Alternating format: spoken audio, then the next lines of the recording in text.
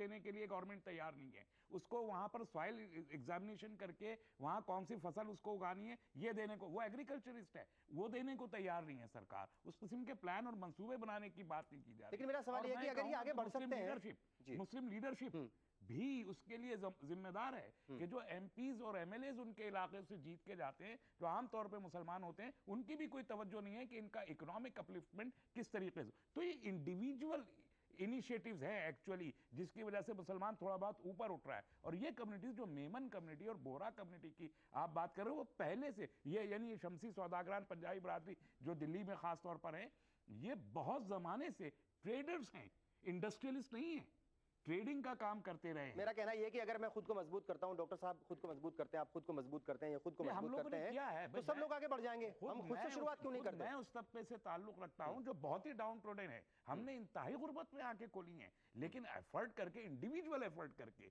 मुझे कोई स्कॉलरशिप नहीं मिला सरकार से, मुझे इस सरकार से कोई लोन नहीं मिला है। बगैर लोन, बगैर स्कॉलरशिप के, बहुत हार्ड एफर्ट के साथ खड़े होकर आज एक हैंड टू माउथ सिचुएशन में आके खड़े हुए हैं। सारे मुसलमानों का यही हाल है। बिल्कुल डॉक्टर साहब, बिल्कुल वही सवाल आपसे भी है कि अगर आपके ही बीच के कुछ लोग, आपके ही साथी आगे बढ़ गए हैं, उनको किसी ने नहीं रोका, फिर दिक्कत कहां है? देखिए डॉक्टर तस्लीम साहब से मैं इस हद तक मुत्तफिक हूं कि गवर्नमेंट का एक बड़ा जबरदस्त रोल होता है पूरे कंट्री की इकोनॉमी में। आज कंट्री के अंदर जो हालात हैं, सिर्फ मुसलमानों की हालात खराब नहीं है, 90% आवाम के हालात खराब हैं, मुसलमानों के हालात और ज्यादा खराब है उन वजूहात की वजह से जिनकी तरफ इशारा डॉक्टर साहब ने किया है। इसमें कोई शक नहीं कि मुसलमानों के ऊपर बाकायदा एक टारगेटेड वे में उनकी इकोनॉमी को खराब करने की कोशिश की गई है। कुल मिलाकर जो माहौल है पूरे मुल्क में, जहां पर कॉरपोरेट इंडस्ट्री होगी, वो हमेशा स्मॉल स्केल इंडस्ट्री को ख़त्म करना चाहती है। उस स्मॉल स्केल इंडस्ट्री पर चूंकि बिल इत्तफाक मुसलमानों का एक अच्छा खासा उनका डोमिनेंस था, उसको ख़त्म करने के लिए कम्युनल राइट्स का भी सहारा लिया गया और उसकी वजह से वो ख़त्म कर दिया गया। नतीजा ये निकला कि मुसलमानों के हालात और कमज़ोर हो गए। मुसलमानों के लेवल पर जो अपनी कमी वो ये है कि जो वो ट्रेडिंग की तरफ जो बहुत ज़्यादा तवज्जो होनी चाहिए थी और जो उनको ये एहसास होना चाहिए था कि अब जो दौर बदल रहा है जिसमें बड़ी बड़ी इंडस्ट्रीज़ खड़ी की जा रही हैं, उस इंडस्ट्रियलाइजेशन का पार्ट हमें बनना है, जो ऑर्गेनाइज्ड एफर्ट होनी चाहिए थी, वो कोशिश हमारी तरफ से नहीं हुई। और नतीजा आज ये है कि मैं आपको फिगर्स दे सकता हूँ कि हिंदुस्तान के अंदर जो कमोबेश 1000 जो टॉप मोस्ट कंपनीज़ हैं टर्नओवर के एतबार से, उनमें से सिर्फ 6 कंपनियां ऐसी हैं कि जिनके चेयरमैन मुसलमान हैं। पॉपुलेशन के एतबार से हमारी तादाद कम से कम 150 होनी चाहिए थी, लेकिन 150 की जगह पर 5 या 6। तो आप समझ सकते हैं उस 6 में अजीम प्रेम जी की कंपनी वाइप्रो भी शामिल है, उसमें वोकार्ड भी शामिल हैं, तो ये सिप्ला शामिल हैं। तो मुश्किल से 6 कंपनियां उस लेवल पर, कितने लोग हैं आज, कितनी मुस्लिम ओन्ड कंपनीज हैं जिनका टर्नओवर 1000 करोड़ सालाना से ऊपर होगा? चंद आपको बहुत हद से हद 100-150 शायद पूरे मुल्क के अंदर मिल जाएंगी। तो हमें उस लेवल पर एफर्ट नहीं की गई और इसके लिए हमारी जो लीडरशिप है, जिसमें सब तरह के पॉलिटिकल लीडरशिप, सोशल लीडरशिप, मजहबी लीडरशिप सब जिम्मेदार हैं, उस तरफ तवज्जो ही नहीं की गई।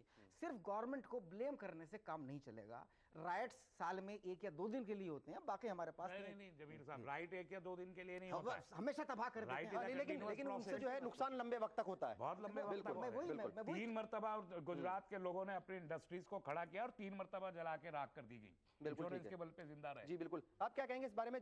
क्या अगर कम्युनिटी जो है वो खुद भी कोशिश करे आगे बढ़ने की, तो हो सकता है बहुत सारी अड़चने आए, बहुत सारी बार जो है आपको रोकने की कोशिश की जाए, लेकिन आखिरकार जीत तो आपकी होगी?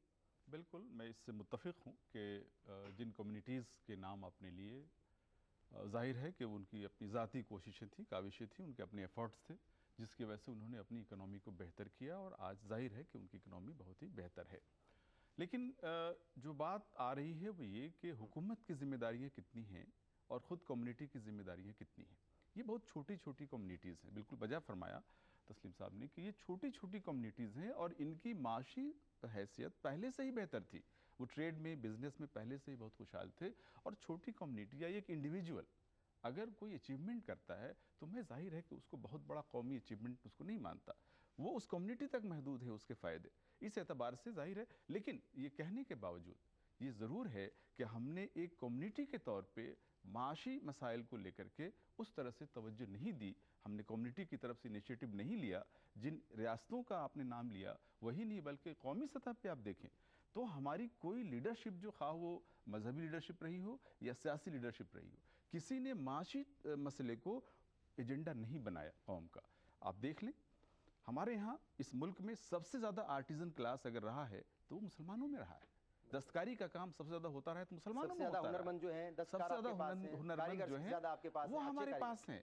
हमने उनको ऑर्गेनाइज नहीं किया, हमने उनको इकोनॉमिक इनपुट देने की कोशिश नहीं की, हमने ऐसे मौके फराहम नहीं किए कि गवर्नमेंट की मदद के बगैर, बैंक से लोन के बगैर भी उनकी किसी तरह से माली मुआवनत हो सके। वही नहीं, हमने कोशिश इसकी नहीं की कि वो दस्तकार जो हाथ से अपनी चीजें बनाते हैं, औने पौने दूसरे ट्रेडर्स खरीद करके और उसकी मार्केटिंग करके वो करोड़ों कमाते हैं, उन दस्तकारों को 2 रुपए 10 रुपए 20 रुपए मिलते हैं। हमने कोशिश नहीं की कि हम कुछ इस तरह के कोऑपरेटिव्स बनाएं उन शहरों में, उन इलाकों में, जिन कोऑपरेटिव्स के जरिए उन बेचारे मजदूरों के साथ, उन छोटे छोटे सनतकारों के साथ इंसाफ हो सके और उनको उनकी मेहनत का पूरा फल उनको मिल सके। ये हमारी कमी है, हमने नहीं बनाई। ये गवर्नमेंट कोऑपरेटिव नहीं बनाएगी, गवर्नमेंट को भी इनिशिएटिव करना चाहिए था, लेकिन एज ए कम्युनिटी हमने मदरसे तो खोल लिए, हमने मजहबी तकरीरें देकर के लोगों को मुश्तइल तो ज़रूर किया, हमने राइट्स वगैरह में भी किसी न किसी तरह से अपनी तकरीरों के जरिए मावनत की, उसको एक तरह से और भी हमने उसको भड़काने की कोशिश की, लेकिन उसमें हमारा भी रोल रहा है।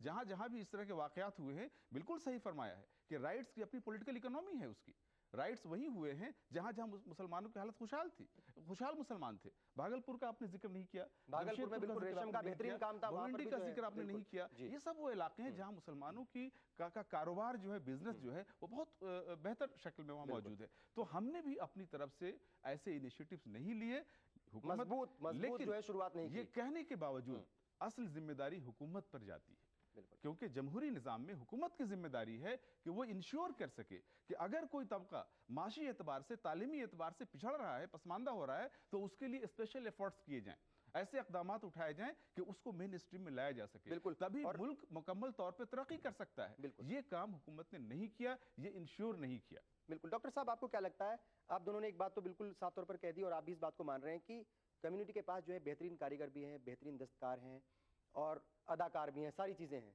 लेकिन फिर भी जो है वो क्या सही तरीके से जो है उनको मुनज़्ज़म एक जगह हम नहीं कर पा रहे हैं और एक सिस्टमेटिक तरीके से आगे नहीं बढ़ा पा रहे हैं। तालीम जो है वो इसकी बड़ी वजह है। तालीम नहीं है कम्युनिटी के पास और कम्युनिटी के पास ऐसी लीडरशिप नहीं है जो आपको आगे बढ़ा सके, शायद ये भी एक बड़ी वजह है। इकोनॉमिक एजेंडा कभी हमारी प्रायोरिटी रहा नहीं है। अगर इकोनॉमिक एजेंडा पर बात हुई होती, मुस्तकिल बातें होती, उसके ऊपर गौर किया होता, तो हम कुछ ना कुछ स्ट्रेटजी तैयार करते, उस गवर्नमेंट को जिसको हम मुरीद इल्ज़ाम करार दे रहे हैं और जो फिलवाक़े जिम्मेदार रही है उसके ऊपर हम दबाव डालते। लेकिन चूंकि हमें खुद मालूम नहीं कि हमारे मसले असल में है क्या। अब किसको मालूम है कि हिंदुस्तान के अंदर 40 करोड़ की तादाद वर्क फोर्स की है, उस 40 करोड़ में से सिर्फ 2.5 करोड़ ऑर्गेनाइज सेक्टर में है और बाकी तकरीबन 38 करोड़ अनऑर्गेनाइज सेक्टर में है। उस 38 करोड़ जो अनऑर्गेनाइज सेक्टर के अंदर जो पॉपुलेशन है उसका आप अंदाज़ा लगा सकते हैं, उसका कमोबेश 15 या 20% मुसलमान हैं। तो उस अनऑर्गेनाइज सेक्टर की तालीम के लिए, उसकी ट्रेनिंग के लिए कोई किसी किस्म की कोशिश ना हुकूमत की तरफ से कोई बड़े पैमाने पर हुई और ना मुसलमानों ने कोई इनिशिएटिव लिया। अगर मुसलमान उसके ऊपर टारगेट करते, टारगेट करने के बाद में गवर्नमेंट से बार बार डिमांड करते, तो जब डिमांड की जाती है तो गवर्नमेंट, देखिए गवर्नमेंट जो है, आप ये उम्मीद करें कि गवर्नमेंट आपको थाली में वाला दे देगी, नहीं देगी, कुछ चीज़ दे देगी, तो देने वाली नहीं है। गवर्नमेंट से बार बार उसको पीटेंगे, मारेंगे, उसके तकाजे करेंगे, तब आप 100 चीज़ों की डिमांड करेंगे तो आपको 5 चीज़ें फराहम करेंगी। लेकिन आपकी तरफ से तो डिमांड ही नहीं हो रही है, आपकी तरफ से कोई कोशिश ही नहीं हो रही है। दस्तकारी की जितनी सनतें, जितनी हिरफतें, हम एनवायरमेंटल पोल्यूशन के नाम पर या दूसरे बहानों से उन सबको आहिस्ता आहिस्ता ख़त्म ही करते चले जा रहे हैं। बिल्कुल सही है। तो इसमें मैं ऐड कर दूं कि जो चाइल्ड लेबर का सारा जो हंगामा था, वो भी होना चाहिए, सब स्मॉल स्केल इंडस्ट्री को फ्लॉप करने के लिए और बिलखुसूस मुस्लिम स्मॉल स्केल इंडस्ट्री को जरदोजी की सनत तबाह होकर रह गई। नहीं, लेकिन जो है वो अगर बच्चे काम करते हैं, वो पढ़ने नहीं जाते, तो इसमें जो है कम्युनिटी की कहीं ना कहीं जिम्मेदारी है और उनका मुस्तकबिल जो है वो खराब हो रहा है उसकी वजह से। ठीक है, लेकिन चाइल्ड लेबर अकेले इन्हीं सनतों में नहीं है। आज हम बात करें मुस्लिम तबके के माशी हालात की, क्या वाकई वो पिछड़ा हुआ है, अगर है तो उससे नुकसान क्या हो रहा है। एक ब्रेक लेंगे, बहुत जल्द हाजिर होंगे। CT Group of institutions known for the best education, best results, best placements. Think of career, think of CT. बिछड़ेंगे तो मर जाएंगे हम दोनों, एक डोर में है हमको ये दर बांधे हुए। मैं ख्वाब में इस मुल्क का नक्शा बनाता हूँ, मुझे अपनी वफादारी पे कोई शक नहीं होता, मैं खूने दिल मिला देता हूँ जब झंडा बनाता हूँ। हिंदू और मुस्लिम मुल्क की दो आंखें हैं। अपने मुल्क की तरक्की और खुशहाली का काम हिंदू और मुस्लिम एकता के जरिए किया जा सकता है। मजहब नहीं सिखाता आपस में बैर रखना। हिंदी हैं हम, वतन है हिंदुस्तान हमारा।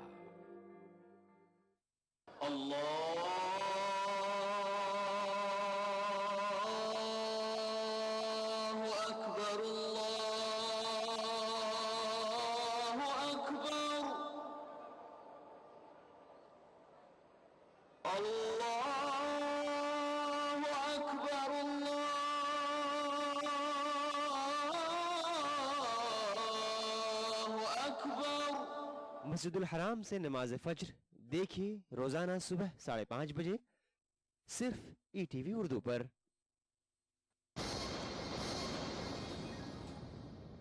ब्रेक के बाद एक बार फिर आप सभी का इस्तकबाल है। आप देख रहे हैं हमारे मसाइल और आज हम बात कर रहे हैं मुस्लिम तबके के माशी हालात की। क्या मुस्लिम तबका माशी तौर पर पिछड़ गया है और उसके पिछड़ने की वजह से क्या मुल्क को भी नुकसान हो रहा है। ब्रेक में जाने से पहले एक बहुत अहम बात आपने कही थी कि आपने साबित करके बताया था कि वाकई कहीं ना कहीं हुकूमतें जिम्मेदार होती हैं। लेकिन मैं आपको 2-3 बातें जो हैं वो आपके सामने रख रहा हूँ और शायद आपको लगेगा कि कई हुकूमतें जिम्मेदार नहीं होती। मुसलमानों की बात अगर हम करें तो वहाँ पर बोहरा कम्युनिटी है, मेमन कम्युनिटी है, शिया हजरात हैं और पंजाबी जो शमशी हैं वो उन्होंने किस तरीके से मुत्तहिद होकर यकजा होकर के सिस्टमेटिक तरीके से चल करके अपने आप को तरक्की की राह में काफ़ी आगे बढ़ा दिया है। वो माशी तौर पर भी बहुत मजबूत हैं और वो तालीम के मैदान में भी बहुत आगे हैं। तो फिर हम कैसे मान लें कि हुकूमत ही जिम्मेदार है? नहीं देखिए जी, मैंने ये अर्ज किया कि हुकूमत जिम्मेदार है, लेकिन कम्युनिटी का जो इनिशिएटिव है वो कमजोर नहीं है। और आप जिन कम्युनिटीज की आपने बात की है ये उनके अपने इनिशिएटिव हैं, ये गवर्नमेंट इनिशिएटिव नहीं है। मैं वही कह रहा हूँ बोहरा कि कम्युनिटी अगर ये आगे बढ़ रहे हैं तो इनको रोका नहीं किसी ने। ये नहीं रोकेगा नहीं, लेकिन आपसे मैं अर्ज करूं असम, वेस्ट बंगाल, बिहार, ये 3 वो स्टेट है जहां हिंदुस्तानी मुसलमानों की मैक्सिमम पॉपुलेशन रहती है। 34% असम, 26% वेस्ट बंगाल एंड 24% करीब बिहार। और आप जाके यहाँ पर इकोनॉमिक स्टेटस देख लीजिए इन तमाम लोगों का। मतलब पहनने को कपड़े नहीं है लोगों के पास। जहाँ 34% मुसलमान रहता है वहाँ उसके पास पहनने को कपड़ा नहीं है, 2 मुट्ठी चावल नहीं है। वहाँ पर उसकी छोटी छोटी खेतियाँ हैं, उस खेती को सपोर्ट प्राइस देने के लिए गवर्नमेंट तैयार नहीं है। उसको वहाँ पर सॉइल एग्जामिनेशन करके वहाँ कौन सी फसल उसको उगानी है ये देने को, वो एग्रीकल्चरिस्ट है, वो देने को तैयार नहीं है सरकार। उस किस्म के प्लान और मंसूबे बनाने की बात नहीं की जा रही। लेकिन मेरा सवाल ये है कि अगर ये आगे बढ़ सकते हैं, मुस्लिम लीडरशिप भी उसके लिए जिम्मेदार है कि जो एमपीज और एमएलएज उनके इलाके से जीत के जाते हैं, जो आमतौर पे मुसलमान होते हैं, उनकी भी कोई तवज्जो नहीं है कि इनका इकोनॉमिक अपलिफ्टमेंट किस तरीके से। तो ये इंडिविजुअल इनिशिएटिव्स हैं एक्चुअली, जिसकी वजह से मुसलमान थोड़ा बहुत ऊपर उठ रहा है। और ये कम्युनिटीज जो मेमन कम्युनिटी और बोहरा कम्युनिटी की आप बात कर रहे हो, वो पहले से ये यानी शमसी सौदागरान पंजाबी बरादरी जो दिल्ली में खास तौर पर है, ये बहुत जमाने से ट्रेडर्स हैं, इंडस्ट्रियलिस्ट नहीं है, ट्रेडिंग का काम करते रहे हैं। मेरा कहना यह है कि अगर मैं खुद को मजबूत करता हूं, डॉक्टर साहब खुद को मजबूत करते हैं, आप खुद को मजबूत करते हैं या खुद को मजबूत करते हैं, तो सब लोग आगे बढ़ जाएंगे। हम खुद से शुरुआत क्यों नहीं करते? मैं उस तबके से ताल्लुक रखता हूं जो बहुत ही डाउन ट्रोडन है। हमने इंतहाई गुर्बत में आके खोली है, लेकिन एफर्ट करके, इंडिविजुअल एफर्ट करके। मुझे कोई स्कॉलरशिप नहीं मिला सरकार से, मुझे इस सरकार से कोई लोन नहीं मिला है। बगैर लोन, बगैर स्कॉलरशिप के बहुत हार्ड एफर्ट के साथ खड़े होकर आज एक हैंड टू माउथ सिचुएशन में आके खड़े हुए हैं। सारे मुसलमानों का यही हाल है। बिल्कुल डॉक्टर साहब, बिल्कुल वही सवाल आपसे भी है कि अगर आपके ही बीच के कुछ लोग, आपके ही साथी आगे बढ़ गए हैं, उनको किसी ने नहीं रोका, फिर दिक्कत कहाँ है? देखिए डॉक्टर तस्लीम साहब से मैं इस हद तक मुत्तफिक हूँ कि गवर्नमेंट का एक बड़ा ज़बरदस्त रोल होता है पूरे कंट्री की इकोनॉमी में। आज कंट्री के अंदर जो हालात हैं, सिर्फ मुसलमानों की हालात ख़राब नहीं है, 90% आवाम के हालात ख़राब हैं। मुसलमानों के हालात और ज़्यादा ख़राब है उन वजूहात की वजह से जिनकी तरफ इशारा डॉक्टर साहब ने किया है। इसमें कोई शक नहीं कि मुसलमानों के ऊपर बाकायदा एक टारगेटेड वे में उनकी इकोनॉमी को ख़राब करने की कोशिश की गई है। कुल मिलाकर जो माहौल है पूरे मुल्क में, जहाँ पर कॉरपोरेट इंडस्ट्री होगी, वो हमेशा स्मॉल स्केल इंडस्ट्री को ख़त्म करना चाहती है। उस स्मॉल स्केल इंडस्ट्री पर चूंकि बिल-इत्तफाक मुसलमानों का एक अच्छा खासा उनका डोमिनेंस था, उसको ख़त्म करने के लिए कम्युनल राइट्स का भी सहारा लिया गया और उसकी वजह से वो ख़त्म कर दिया गया। नतीजा ये निकला कि मुसलमानों के हालात और कमज़ोर हो गए। मुसलमानों के लेवल पर जो अपनी कमी वो ये है कि जो वो ट्रेडिंग की तरफ जो बहुत ज़्यादा तवज्जो होनी चाहिए थी और जो उनको ये एहसास होना चाहिए था कि अब जो दौर बदल रहा है जिसमें बड़ी बड़ी इंडस्ट्रीज खड़ी की जा रही हैं, उस इंडस्ट्रियलाइजेशन का पार्ट हमें बनना है, जो ऑर्गेनाइज्ड एफर्ट होनी चाहिए थी, वो कोशिश हमारी तरफ से नहीं हुई। और नतीजा आज ये है कि मैं आपको फिगर्स दे सकता हूँ कि हिंदुस्तान के अंदर जो कमोबेश 1000 जो टॉप मोस्ट कंपनीज हैं टर्नओवर के एतबार से, उनमें से सिर्फ 6 कंपनियां ऐसी हैं कि जिनके चेयरमैन मुसलमान हैं। पॉपुलेशन के एतबार से हमारी तादाद कम से कम 150 होनी चाहिए थी, लेकिन 150 की जगह पर 5 या 6। तो आप समझ सकते हैं उस 6 में अजीम प्रेम जी की कंपनी वाइप्रो भी शामिल है, उसमें बोकार्ड भी शामिल हैं, तो ये सिप्ला शामिल हैं। तो मुश्किल से 6 कंपनियां उस लेवल पर, कितने लोग हैं आज, कितनी मुस्लिम ओन्ड कंपनीज हैं जिनका टर्नओवर 1000 करोड़ सालाना से ऊपर होगा? चंद आपको बहुत हद से हद 100-150 शायद पूरे मुल्क के अंदर मिल जाएंगी। तो हमें उस लेवल पर एफर्ट नहीं की गई, और इसके लिए हमारी जो लीडरशिप है जिसमें सब तरह के पॉलिटिकल लीडरशिप, सोशल लीडरशिप, मजहबी लीडरशिप सब जिम्मेदार हैं, उस तरफ तवज्जो ही नहीं की गई। सिर्फ गवर्नमेंट को ब्लेम करने से काम नहीं चलेगा। राइट्स साल में 1 या 2 दिन के लिए होते हैं, बाकी हमारे पास नहीं जमील साहब, राइट 1 या 2 दिन के लिए नहीं होता है, हमेशा तबाह कर देते हैं। लेकिन उनसे जो है नुकसान लंबे वक्त तक होता है, बहुत लंबे वक्त तक। 3 मरतबा गुजरात के लोगों ने अपनी इंडस्ट्रीज को खड़ा किया और 3 मरतबा जला के राख कर दी गई, इंश्योरेंस के बल पे जिंदा रहे। जी बिल्कुल। आप क्या कहेंगे इस बारे में? क्या अगर कम्युनिटी जो है वो खुद भी कोशिश करे आगे बढ़ने की, तो हो सकता है बहुत सारी अड़चने आए, बहुत सारी बार जो है आपको रोकने की कोशिश की जाए, लेकिन आखिरकार जीत तो आपकी होगी? बिल्कुल, मैं इससे मुत्तफिक हूँ कि जिन कम्युनिटीज़ के नाम आपने लिए, जाहिर है कि उनकी अपनी ज़ाती कोशिशें थी, काविशें थी, उनके अपने एफर्ट्स थे, जिसकी वजह से उन्होंने अपनी इकनॉमी को बेहतर किया, और आज जाहिर है कि उनकी इकनॉमी बहुत ही बेहतर है। लेकिन जो बात आ रही है वो ये कि हुकूमत की जिम्मेदारियाँ कितनी हैं और ख़ुद कम्युनिटी की जिम्मेदारियाँ कितनी हैं। ये बहुत छोटी छोटी कम्युनिटीज़ हैं, बिल्कुल बजा फरमाया तस्लीम साहब ने कि ये छोटी छोटी कम्युनिटीज़ हैं और इनकी माशी हैसियत पहले से ही बेहतर थी। वो ट्रेड में, बिजनेस में पहले से ही बहुत खुशहाल थे। और छोटी कम्युनिटी या एक इंडिविजुअल अगर कोई अचीवमेंट करता है तो मैं जाहिर है कि उसको बहुत बड़ा कौमी अचीवमेंट उसको नहीं मानता। आज हम बात करें मुस्लिम तबके के माशी हालात की, क्या वाकई वो पिछड़ा हुआ है? अगर है तो उससे नुकसान क्या हो रहा है? एक ब्रेक लेंगे, बहुत जल्द हाजिर होंगे।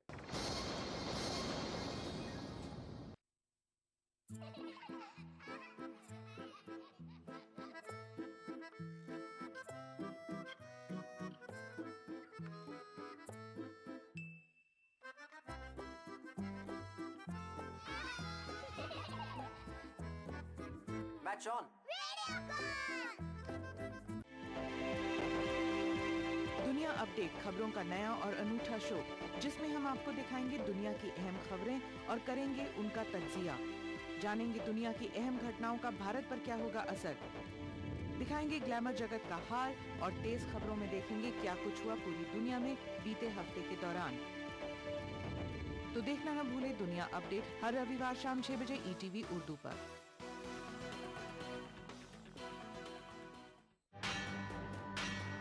हर पल आलमी सतह पर हो रही है तब्दीलियां, बदल रहा है दुनिया का मंजर। हम पहुंचा रहे हैं आप तक सही तस्वीर। आलम इस्लाम के बदलते मंजरनामे पर हमारी गहरी नजर। दुनिया भर से चुनिंदा खबरों का गुलदस्ता, आलमी मंजर। देखिए इन औकात पर।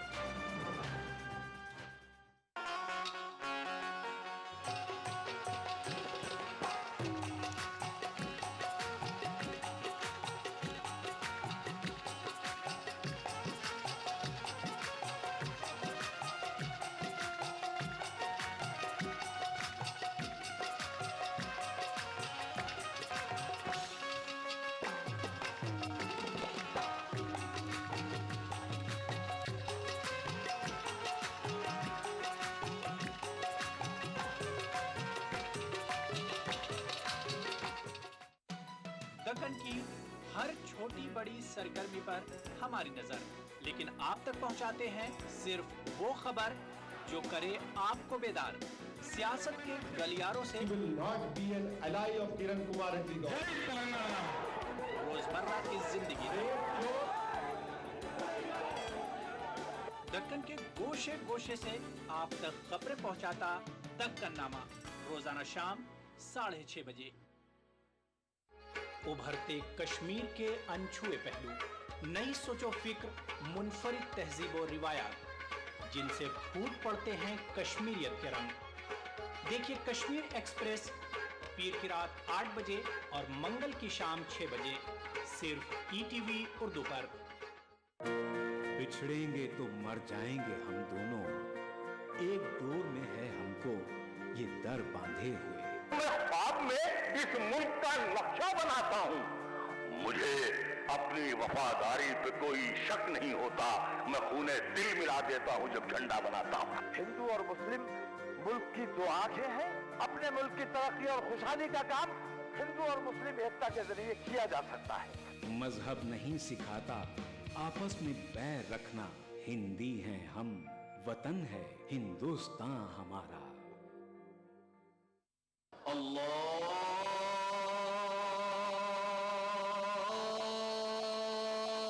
अकबर, अल्लाह अकबर, अल्लाह अकबर, अल्लाह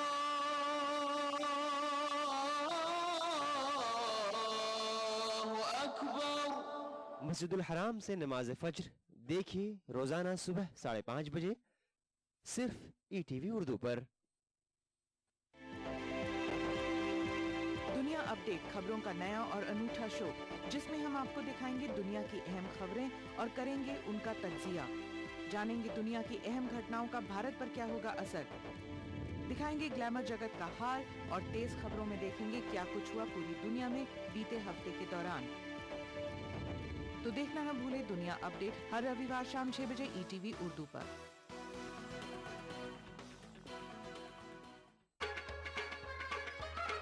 गर फिरदौस बर्रुए जमी अस्त, हमी अस्तो हमी अस्तो हमी अस्त। जम्मू कश्मीर के हर वाकये और हर पहलू पर ईटीवी की नजर। देखिए ईटीवी उर्दू कश्मीर रोजाना शाम 7 बजे और सुबह 7:30 बजे सिर्फ ईटीवी उर्दू पर।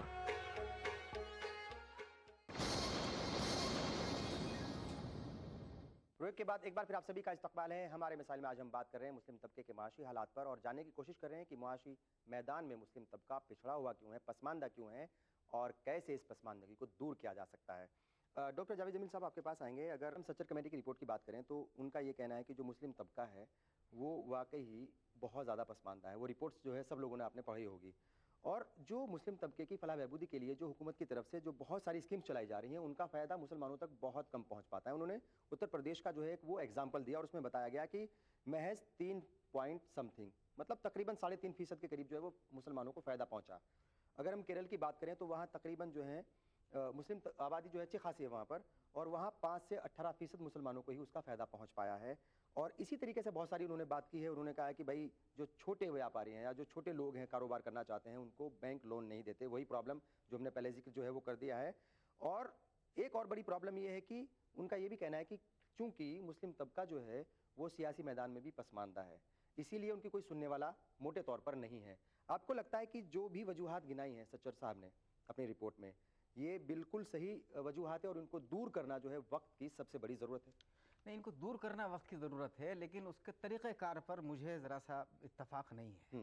मैं समझता हूँ कि अब वक्त आ गया है कि देखिए हिंदुस्तान में कंज्यूमर इंडस्ट्री पूरी इकोनॉमी का 70% होती है और हिंदुस्तान की कंज्यूमर इंडस्ट्री कमोबेश 20,000 अरब रुपए पर मबनी है और उसका कमोबेश अगर हम ये मान कर चले कि भाई मुसलमान गरीब भी है तो फिर भी हम ये मान सकते हैं कि 10% हिस्सा कम से कम मुसलमानों से रिलेटेड है।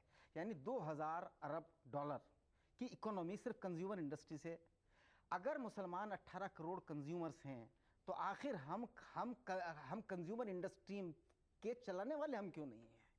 हम क्यों दूसरों के बनाए हुए बिस्किट खाते हैं? हम क्यों दूसरे के बनाए हुए मक्खन खाते हैं? आजकल तो हलाल मीट की इतनी बड़ी बड़ी वो खुल गए हैं, आइटम्स आ गए हैं, चिकन के सारी चीज़ें अवेलेबल हैं, उस पर हलाल का लगा दिया जाता है, मोहर लगा दिया जाता है।